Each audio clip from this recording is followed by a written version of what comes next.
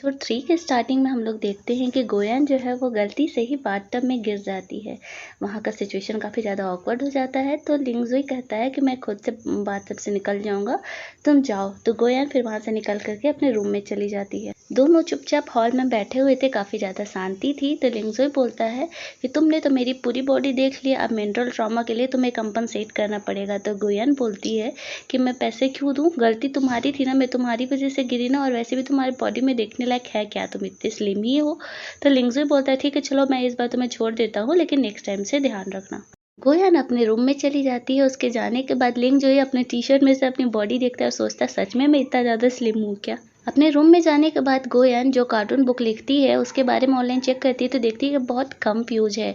उसके दिमाग में अचानक से एक आइडिया आता है, आज उसके साथ जो कुछ भी इंटरेस्टिंग हुआ लिंगजू से रिलेटेड, वो सारी चीज़ों को कंपाइल करके वो अपना एक कार्टून बुक तैयार करती है और उसे अपलोड कर देती है। फिर बाद लिंगजू ही आता है, बोलता है कि मुझे तुम्हारा लैपी यूज़ करना है, तो गोयन उसे लैपी यूज़ करने के लिए दे देती है। लिंगजू ही थोड़ा बहुत कोडिंग वगैरह कुछ अपना करके फिर वहाँ से चले जाता है। नेक्स्ट मॉर्निंग गोयान को उसका मंथली मिलता है। वो खुश हो रही होती है कि वो अपने बुक्स पर पैसे खर्च करेगी, लेकिन तभी उसे ध्यान आता है कि लिंगजोई ने उसके लिए व्हील चेयर लेने के लिए बोला था। तो बेचारी सैड हो जाती है, लेकिन कुछ कर भी नहीं सकती थी। तो फिर वो लिंगजोई के लिए व्हील चेयर ऑर्डर करती है। तभी वहाँ पे गोयन का मैनेजर आया होता है। वो सबके लिए छोटे मोटे गिफ्ट्स लेकर के आया होता है और वो स्पेशली गोयन को आकर के गिफ्ट देता है। यहाँ पे उसके बिहेवियर से हम लोगों को पता चलता है कि उसका मोटिव कुछ और है। वो एक्चुअली गोयन को लाइक करता है। वो बोलता है कि शाम में ऑफिस की तरफ से पार्टी है, आ जाने के लिए। गोयन शाम में पार्टी में जाती है। पार्टी एंजॉय करने के बाद सब लोग चला जाता है, तो उसका जो मैनेजर होता है उसे घर छोड़ने के लिए बोलता है। गोयन बोलती है मेरा घर पास ही में है, तो उसका मैनेजर बोलता है कि काफी रात हो गई है, चलो मैं छोड़ देता हूँ। जो ही बेचारा घर पे बोर हो रहा था, तभी खिड़की जो है हवा से साउंड करने लगता है। तो वो जाता है विंडो बंद करने के लिए, तो देखता है विंडो के बाहर कि गोयन को कोई कार से छोड़ने के लिए आया है। और हम लोग देखते हैं कि गोयन का जो बॉस होता है वो उसे रेड कलर का फ्लावर का बुके देता है और उसे प्रपोज करता है। बोलता है कि मैं तुम्हें पसंद करता हूँ, तुमने जब से हमारा ऑफिस ज्वाइन किया मैं तब से तुम्हें पसंद करता हूँ। गोयन उसे टालने के लिए बोलती है कि उसका बॉयफ्रेंड है। तो उसका मैनेजर पूछता है कि कब बॉयफ्रेंड बना लिया तुमने। तो गोयन बोलती है अभी कुछ दिन पहले ही। तो उसका मैनेजर पूछता है कि कहाँ रहता है तुम्हारा बॉयफ्रेंड, तुम लोग दोनों साथ में रहती हो क्या। तो गोयन बोलती है कि नहीं, हम लोग लॉन्ग डिस्टेंस रिलेशनशिप कर रहे हैं। तो उसका मैनेजर बोलता है इसका मतलब मेरा भी चांस है, और उसे फ्लावर बुके दे करके चले जाता है। गोयन ऊपर रूम में जाती है तो देखती है कि लिंग जो है चुपचाप से बैठ करके टीवी देख रहा है।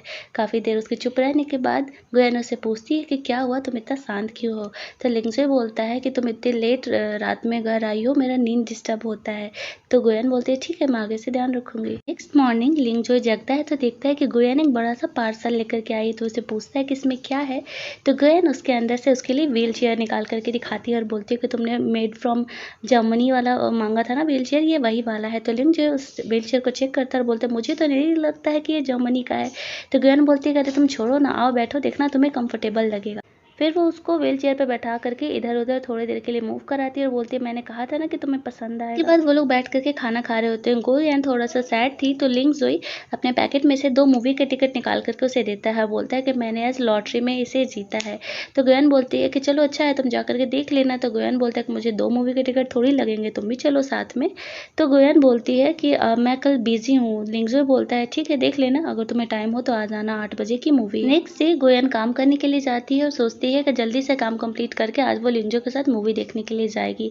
लेकिन तभी उसकी फ्रेंड आती है और बोलती है कि आज लेट नाइट काम करना पड़ेगा क्योंकि ऑर्डर बहुत ज़्यादा आ गया है।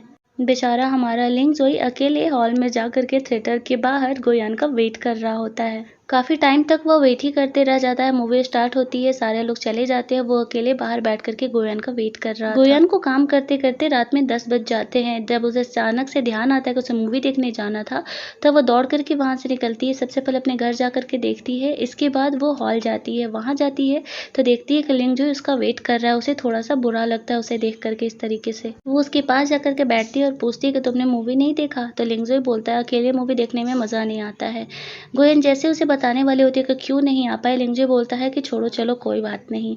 गोयन उसे 2 सेकंड के लिए रुकने के लिए बोलती है। फिर वो दूसरी मूवी का टिकट लेकर के आती है और बोलती है कि कोई बात नहीं, हम लोग ये मूवी देख सकते हैं। इसके बाद वो लोग कार्टून वाली मूवी देखने के लिए जाते हैं। मूवी देख करके वो लोग घर लौटते हैं। लिंग जो गोयन को कुछ कहना चाहता था लेकिन बोलता नहीं है। नेक्स्ट डे जब गोयन जगती है तो देखती है कि घर में लिंगजोई नहीं है। वो सोचती है कि सच में लिंगजोई चला गया क्या। उसे रहा नहीं जाता है तो वो उसे ढूँढने के लिए निकलती है। वो बहुत सारे लोगों से पूछ रही होती है, लेकिन उसे लिंगज़ुई नहीं मिल रहा होता है। और नेक्स्ट सीन में हम लोग देखते हैं कि जो लिंगज़ुई होता है एक डॉक्टर से मिलने के लिए जाता है और डॉक्टर उसका फ्रेंड होता है। वो डॉक्टर से पूछता है कि मैंने जो रिपोर्ट माँगी थी तुम ले आए? तो वो उसे उसका रिपोर्ट दे देता है। वो रिपोर्ट बैठ कर के चेक कर रहा होता है और फ्लैशबैक में हम लोग देखते हैं कि कुछ दिन पहले लिंगज़ुई अपने एक्सीडेंट वाले दिन वो नर्स के फ़ोन से अपनी सेक्रेटरी को कॉल करता है और बोलता है कि वो ठीक है और बाकी पता लगाओ कि इस एक्सीडेंट के पीछे कौन था और अभी वो कुछ दिन सबके सामने नहीं आने वाला है। और जो रिपोर्ट अभी फ़िलहाल लिंगज़ुई के पास होता है वो गोयान का डीएनए टेस्ट का रिपोर्ट होता है और रिपोर्ट में ये आता है कि जो लिंगज़ुई के डैड है वो उसके फादर नहीं है। ये देख कर के थोड़ा-सा लिंगज़ुई रिलैक्स होता है कि चलो कम से कम गोयान उसके डैड की बेटी नहीं है। वहाँ से लिंगज़ुई बाहर निकलता है तो देखता है कि गोयन उसे हर जगह ढूँढ रही है, लेकिन तब भी वो गोयन कभी सामने नहीं जाता है। उसे ढूँढते-ढूँढते दिन से रात हो जाता है। वो उसे खोजते-खोजते एक पार्क में पहुँचती है। वो लिंगज़ू को ढूँढ-ढूँढ करके पूरा फ्रस्ट्रेट हो गए थे तो अपने में ही ज़ोर से बोलती कि कहाँ चले गए यार, आ भी जाओ, मैं तुम्हें अब घर से नहीं निकालूँगी। तब जाकर के लिंगज़ुई सामने आता है। गोयन उसे देख कर के थोड़ा-सा रिलैक्स होती है और उसे गुस्सा करके पूछ रही थी कि कहाँ चले गए थे तुम? लिंगज़ुई कुछ नहीं बोलता है, बस उसे स्माइल करके देख रहा होता है। तभी वो एक साइकिल वाले से टकराने वाली होती है कि लिंगज़ू उसे अपनी साइड खींचता है और गोयन उसी के लैप में गिर जाती है। कुछ देर बाद गोयन खड़ी होती है और उसे पूछती है कि तुम कहाँ चले गए थे मुझे बिना बताए? तो लिंगज़ुई बोलता है कि मैं तो वॉक पे गया था। तो गोयन बोलते हैं कि इतना देर तक वॉक पे कौन जाता है यार, वो भी बिना कुछ बताए? तो लिंगज़ुई बोलता है मैं क्या करूँ, मेरे पास मोबाइल नहीं है ना। इसके बाद दोनों घर जाते हैं। गोयन को नींद नहीं आ रही होती है, वो अपने रूम से निकलती है तो देखती है कि लियोंग सो रहा है, तो फिर वो उस पे ब्लैंकेट डाल देती है। इसके बाद वो फ्रिज से ड्रिंक लेने के लिए जाती है। जैसे ही वो ड्रिंक लेकर के पीछे मुड़ती है, देखती है कि लिंगज़ुई भी खड़ा है। वो डर जाती है। लिंगज़ुई बोलता है कि मुझे भी ड्रिंक करना है, तो गोयन उसके लिए निकालती है अंदर से बियर और उसे देने से पहले थोड़ा-सा शेक कर देती है। फिर लिंगज़ुई को वो उसका बियर देती है और फिर अपना ड्रिंक करने लगती है। लिंगज़ुई गोयन का ही ड्रिंक लेकर के ड्रिंक करने लगता है और गोयन को उसका बोतल ओपन करने के लिए देता है। गोयन बोतल नहीं ओपन होने का एक्टिंग करती है। तो लिंगज़ुई उसे बोतल लेकर के थोड़ा-सा फ्लिक करता है, इसके बाद ओपन करता है, जिस वजह से अंदर से ड्रिंक बाहर नहीं आता है। ये देख कर के गोयन इम्प्रेस हो जाती है। लिंगज़ुई बोलता है कि ये सब काम के लिए तुम मेरी हेल्प ले सकती हो। गोयन बोलती है ठीक है, कल से घर का काम तुम्हारे ज़िम्मे। तो लिंगज़ुई बोलता है थोड़ा ज़्यादा नहीं हो रहा है, तुमने मुझसे क्रेडिट लिया है ना? तो गोयन बोलती है अरे मैं तो मज़ाक कर रही थी। लिंगज़ुई बोलता है कि तुम्हारा ये एंग्री बर्ड वाला फेस बहुत ही क्यूट है।